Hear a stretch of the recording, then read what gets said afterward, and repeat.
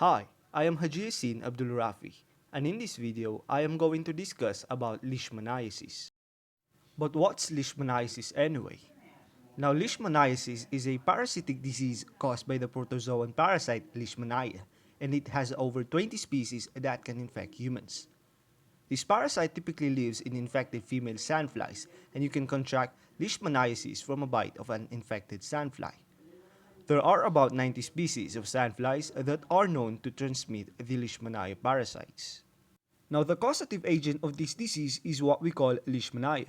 Human infection is caused by about 21 of 30 species that can infect mammals. These include the Leishmania donovani complex with three species, which are the L. donovani, L. infantum, and L. chagassi. And then we also have the L. mexicana complex with three main species, which are the L. mexicana, L. amazonensis, and L. venezuelensis. We also have the L. tropica, L. major, L. Ethiopica, and the subgenus Viania with four main species which are the LV brasiliensis, LV guianensis, LV panamensis, and LV peruviana. The different species are morphologically indistinguishable, but they can be differentiated by isoenzyme analysis, molecular methods, or monoclonal antibodies. When it comes to its mode of transmission, sandflies can get infected when they bite a person or an animal that carries the parasite. Some animals that carry the leishmania are rodents, dogs, and foxes. Other uncommon reasons for people to get infected by the parasite are through blood transfusion, infected needles and syringes, and even congenitally coming from the mother to the baby. The sandflies that carry the parasite typically reside in tropical and subtropical environments.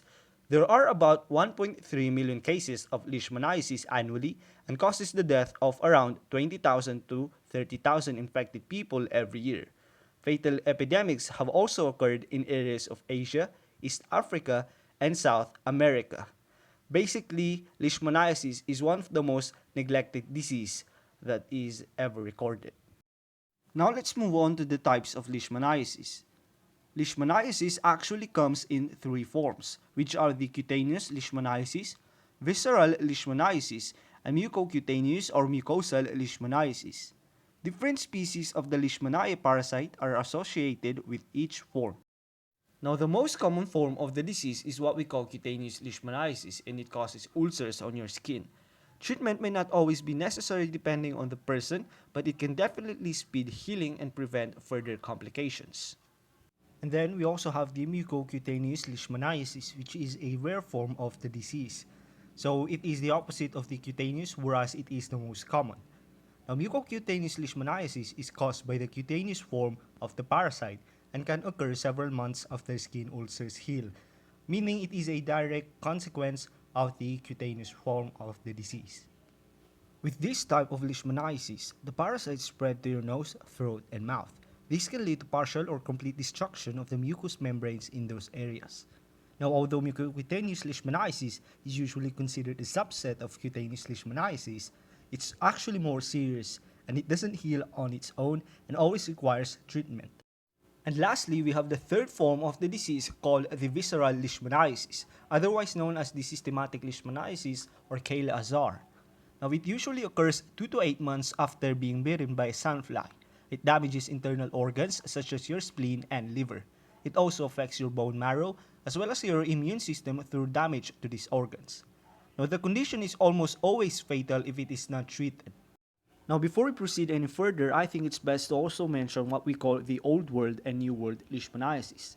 Now, when we say Old World leishmaniasis, this is the disease caused by Leishmania species found in Africa, Asia, the Middle East, the Mediterranean, and India, which produces cutaneous or visceral disease. And then the New World leishmaniasis, on the other hand, are caused by Leishmania parasite species found in Central and South America. This produces cutaneous, mucocutaneous, and visceral disease. Let us move on to the incubation period of the disease. Now, when it comes to the cutaneous leishmaniasis form, this initially starts as a papule at the site of a sandfly bite, which then increases in size, crusts, and eventually ulcerates. It may take 3 to 18 months to heal in over 90% of cases. The incubation period lasts from 2 weeks to several months, and cases up to 3 years have been reported in Old World cutaneous leishmaniasis. In New World cutaneous leishmaniasis, The incubation period is usually 2 to 8 weeks only. The mucocutaneous, on the other hand, has the incubation period of 1 to 3 months, but mucocutaneous leishmaniasis may occur many years after the initial cutaneous ulcer has healed. Mucosal involvement occurs in South American cases of cutaneous leishmaniasis, involving the nose, oral cavity, and pharynx. This causes difficulty with eating and an increased risk of secondary infection, which carries a significant mortality. And we also have the visceral leishmaniasis, which has the incubation period of 2 to 8 months after being bitten by a sandfly. Symptoms often don't appear for months and even years after the bite with this type of leishmaniasis, meaning there's actually chances of you being asymptomatic for a certain amount of time before the symptoms actually occur. Now, most cases are apparent 2 to 6 months after the infection occurred. The symptoms of this disease actually vary depending on what type of leishmaniasis a person have. The main symptom of the cutaneous leishmaniasis are skin sores, which can develop around a week or months after getting bit by a sandfly. However, sometimes symptoms won't appear for months or years, so there's actually a chance of a person infected with the leishmaniasis parasite being asymptomatic. And then, in people with the mucocutaneous form of the disease, symptoms usually appear 1 to 5 years after the skin lesions. These are primarily ulcers in their mouth and nose or on their lips. Other symptoms may include runny or stuffy nose, nosebleeds, and breathing difficulty. And when it comes to visceral leishmaniasis, symptoms often don't appear for months and even years after the bite with this type of leishmaniasis. Most cases are apparent 2 to 6 months after the infection occurred. Common signs and symptoms include weight loss, weakness, fever that lasts for weeks or months, enlarged spleen and liver, decreased production of blood cells, bleeding, other infections, and swollen lymph nodes. Now, in treating the disease, antiparasitic drugs such as amphotericin B, pentavalent antimonal, pentamidine, miltefosine, and amnidosine treat this condition. Your doctor may recommend other treatments based on the type and severity of the leishmaniasis you have. Ulcers caused by cutaneous leishmaniasis will often heal without treatment.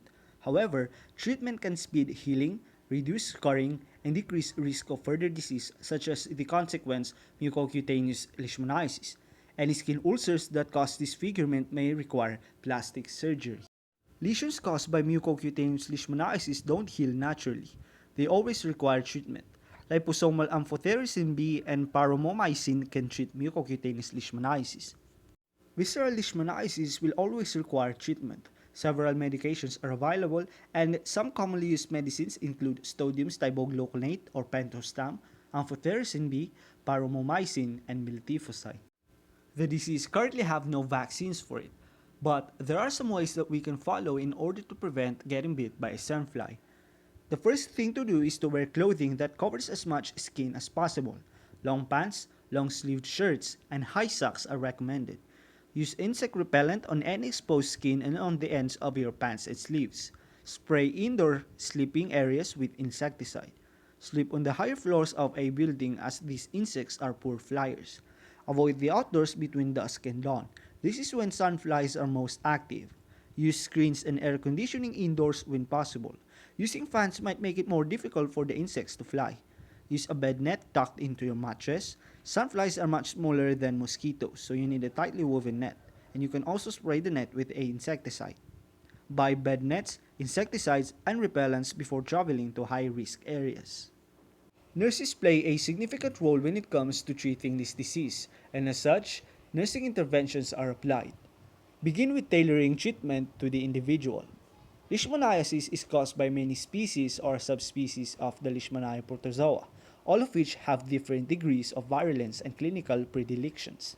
Consider the clinical pattern of the disease, the geographic region in which the infection occurs, the immunologic status of the patient, and the previous attempts at treatment when therapy started.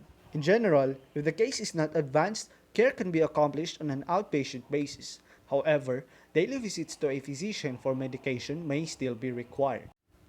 The primary importance in dealing with leishmaniasis is the treatment of malnutrition, concurrent systemic illness, or local infection.